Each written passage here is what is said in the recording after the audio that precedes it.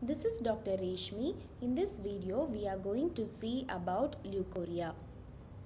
Definition: increased white discharge per vaginum is called as leukorrhea. It can either be physiological or pathological. Normal vaginal discharge, it is usually white in color and odorless.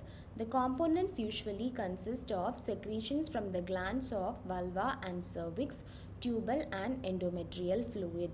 Normal vaginal discharge will be increased in ovulation, premenstrual phase, pregnancy and sexual excitement.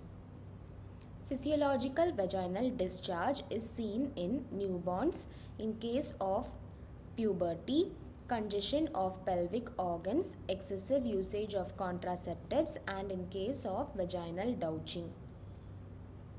Pathological vaginal discharge, the most common causes are bacterial vaginosis, trichomonal vaginitis, and candidial vaginitis. The less common causes are foreign body, neoplasm, and atrophic vaginitis.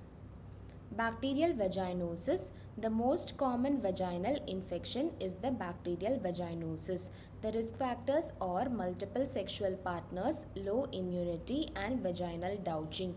The patient usually gives history of excessive white, thin, and homogeneous discharge per vaginum, which is foul smelling.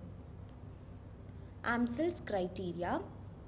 It consists of 4 characteristic features, among which 3 should be present to confirm bacterial vaginosis. They are homogeneous vaginal discharge. The pH should be more than 4.5.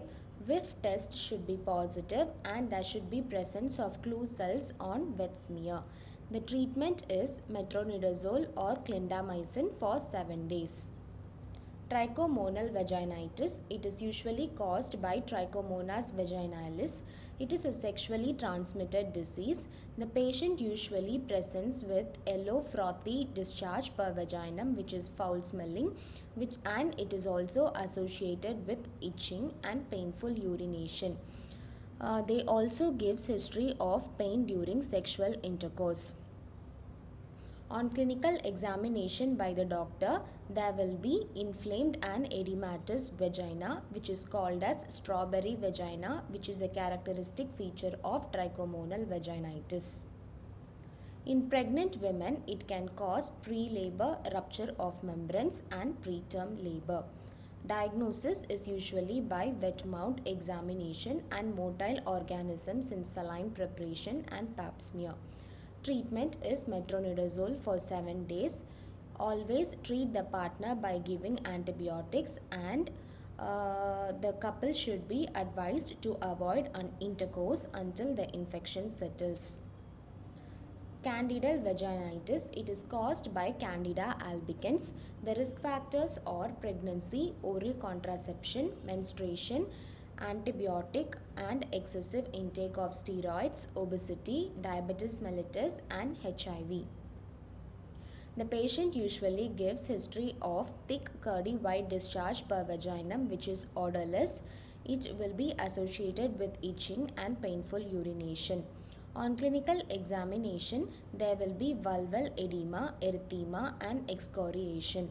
Diagnosis is usually by KOH examination. On KOH examination, there will be appearance of pseudohyphae or spores.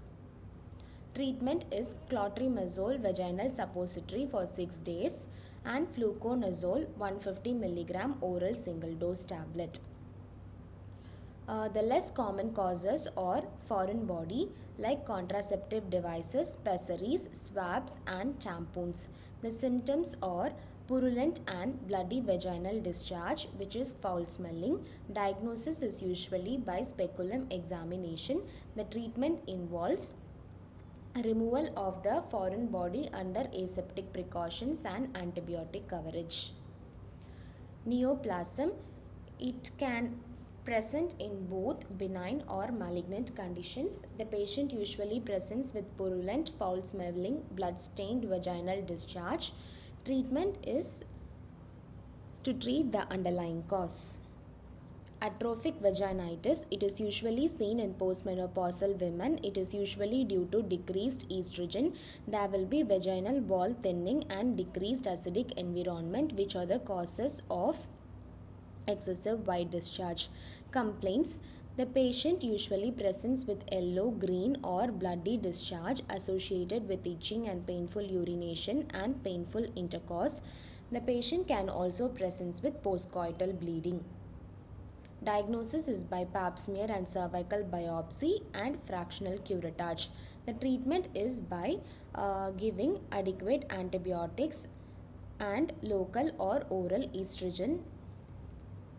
Prevention of leukorrhea: after using toilet, wash from front to back, wear cotton underpants, avoid wearing tight pants for long periods, shower daily and keep the genital area dry, do not douche, avoid hygiene sprays, deodorant pads or tampons and perfumed toilet paper, avoid intercourse while on treatment for vaginal infection.